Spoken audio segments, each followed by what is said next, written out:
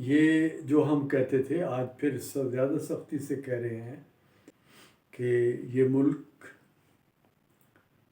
کئی جینیٹک خرابیوں کا شکار تھا اور جینیٹک خرابیاں بڑھتی گئیں. ان میں خرابیوں میں اضافہ اس لیے ہوا کہ علاج کوئی نہیں ہو رہا تھا. آج وہ اس حد تک ہے کہ ہر کوئی کہہ رہا ہے، پوری دنیا کہہ رہی ہے کہ اس ملک کا بڑا مشکل ہے سروائیو کرنا.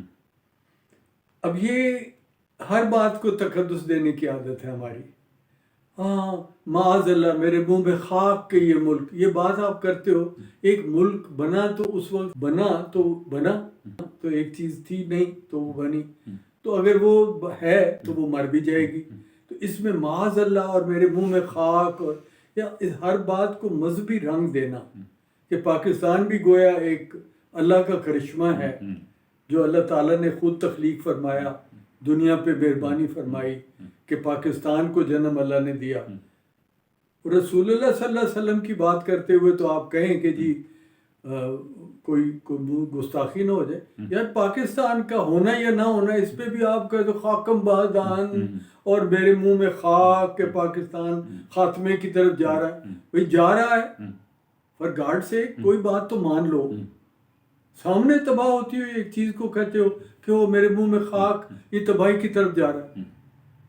پھر بھی تم ریزرویشن کے ساتھ کہہ رہے ہو تو کیسے علاج کرو گے؟ ڈاکٹر جب آپریشن کا چھرا ہاتھ میں پکڑتا ہے تو وہ بے دردی سے کاٹتا ہے جہاں ناسور ہے. وہ ساتھ یہ کہہ رہا ہو میرے منہ میں خاک کہ میں ناسور کاٹ دوں. یا ناسور کاٹو، بڑے بے دردی سے کاٹو گے تو ٹھیک ہوگا. ہر جگہ ہم جو دین کو یوز کرتے ہیں، اندازہ کریں کہ بنگلہ دیش پاکستان کو مدد دینے کے قابل ہو گیا. کیا بات ہے. وہ بنگلہ دیش جس کو آپ کہتے تھے کہ جی کالے کالے مرے ہوئے نکے نکے بندے یہ ہم سے روٹی کھاتے ہیں، ہمارے اوپر بوجھ ہے، ہماری اکانومی پہ بوجھ ہیں.